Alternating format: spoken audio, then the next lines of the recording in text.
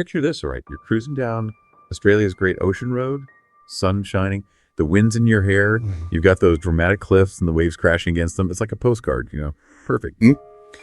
But on July 2nd, 1970, that picture-perfect scene at Lockhart Gorge, well, it became the backdrop for something truly horrifying. A family of tourists just happened to stumble upon a white Holden teetering on the edge of a cliff. And this discovery would unravel one of Australia's most baffling true crime mysteries. Welcome to Digital Dossier, the podcast where we delve into the digital breadcrumbs of some of history's most intriguing cases. And today we're diving deep into the chilling story of the Crawford family annihilation. It wasn't just a car accident. No, this was something far more sinister. As the rescue squad made their way down that treacherous cliff face, a sense of unease started to creep in. Imagine this, all right. A hose snaking from the exhaust across the roof of the car and right into the driver's side window, and a makeshift bridge of rocks carefully constructed over a culvert leading right to the edge. And then scattered among the debris were partially eaten food tools, even bullets. Then that unmistakable metallic scent of blood hit them. It was clear this was no ordinary crash. Inside the car, the clues became even more disturbing. A toolbox, a rifle, a coat stained with blood. The car was secured overnight, the tension building with every passing hour. You can almost feel the weight of the mystery setting in, can't you? Meanwhile, back in the quiet Melbourne suburb of Glenroy, the Crawford family home stood eerily silent. No signs of life, no movement, just an unsettling stillness. When police forced entry, they were met with a scene straight out of a nightmare. Blood stains in the children's bedroom, more blood in the master bedroom. But here's where it gets really strange. Everyday details hinted at a sudden unplanned departure. Unwashed dishes, a cereal bowl left on the table, even a note for the milkman. It's like they vanished into thin air. Stepping into the backyard, the mystery deepened. A hose similar to the one found at the gorge lay discarded near a bonfire site. And a trail of blood. Think about that for a second. A trail of blood, leading right to the garage. Inside, more blood-stained items, including a car seat that had been removed. Something truly horrific had happened here, but what? The answer tragically lay at the bottom of that gorge. Concealed within the wreckage of the Holden were the bodies of Teresa Crawford and her 3 children. 12-year-old Catherine, 8-year-old James, and little Karen, just 6 years old. Imagine the heartbreak, the sheer horror of that discovery. The pathologist's report was grim. The children were in their pajamas, each with brutal head injuries. Catherine and James showed signs of electrocution, and Teresa, tragically, was 3 months pregnant. But there was one crucial piece of the puzzle missing. Elma Crawford, the husband and father. Where was he? Well, the blood in the car, it was Elma's. That much they knew for sure. But here's the twist. Tests show that he wasn't in the car when it crashed. It's like he vanished in the thin air. And the meticulous reconstruction of that crash scene, it only made it more clear that this was no accident. This was deliberate. This was calculated. Despite an exhaustive search, police divers, they combed the waters, search teams on the ground, helicopters scanning from above. Desperate pleas for information were broadcast across the nation, but Elma Crawford remained missing, gone without a trace. So who was this guy? Elma Crawford. On the surface, he seemed like an ordinary guy. An Irish immigrant, a hard-working telephone mechanic, a family man, living a seemingly normal life in the suburbs. There's no obvious motive, no red flags, nothing to suggest he could do something so violent. But as we dig a little bit deeper, we start to see a pattern of behavior in those weeks leading up to the tragedy. Neighbors, they started to notice a change in Elma, like obsessive cleaning, almost frantic, massive bonfires in the backyard, sending plumes of smoke up into the sky, countless trips to the tip. His car was overflowing with things he was throwing away. And then there was that unfinished garage project. It's like he was preparing for something, systematically erasing himself. And that garage project, the one he was supposedly spending all his time off working on, well, it turns out there was more to it than met the eye. Hidden within the walls and the roof of that garage, police, they found a stash of stolen goods, copper wiring tools, all sorts of things.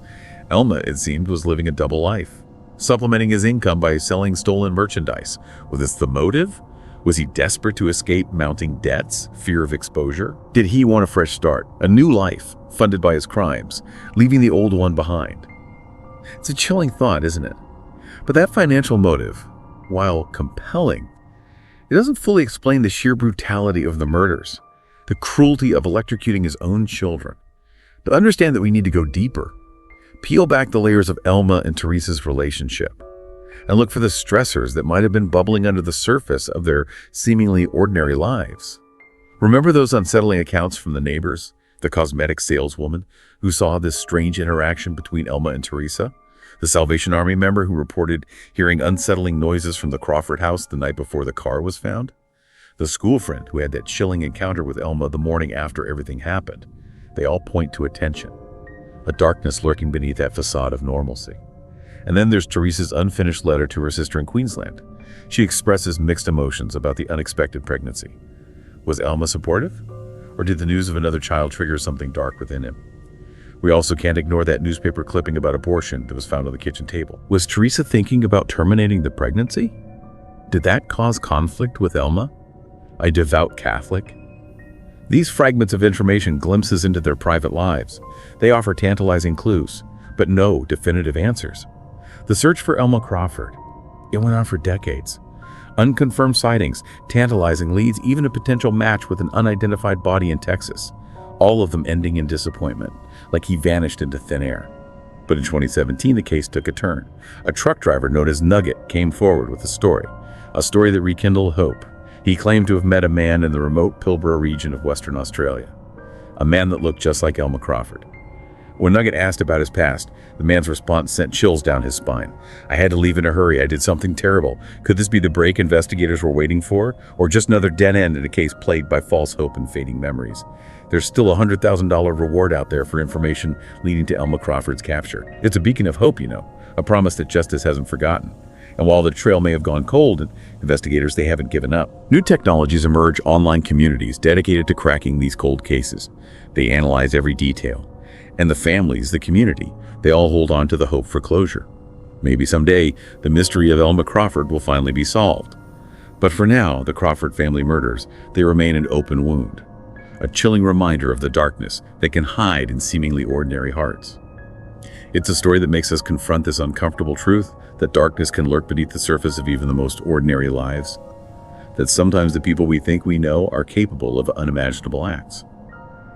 But in all of this tragedy, it's important to remember the victims. Teresa, Catherine James, and Karen. Their lives were cut short by a senseless act of violence. Their story reminds us that behind every true crime case, behind every digital trail, there are real people. Their lives were forever changed. Their absence continues to be felt by those who love them. And it reminds us that justice, even if delayed, is worth pursuing. The truth is, we may never know for sure what pushed Elma Crawford to commit this horrific act. His motives remain a mystery lost to time and the silence of a vanished man. But the digital dossier we've put together, it paints this haunting picture of a man driven to the edge. A man whose carefully constructed life crumbled under the weight of his secrets. It's a story that leaves us with these unsettling questions about human nature, the fragility of life and the power of secrets. And it's a story that even after all this time continues to captivate and haunt us. It makes us want to dig deeper, to search for answers, and to never forget the victims whose lives were so tragically cut short. Thank you for joining me on this deep dive into the digital dossier of the Crawford family murders. If you have any information about this case, no matter how small or insignificant you think it might be, please contact Crime Stoppers. Every tip, every lead could be the missing piece that finally brings closure to this decades-old mystery. And until then, the search for Elma Crawford and the quest for justice for Teresa, Catherine James, and Karen continues.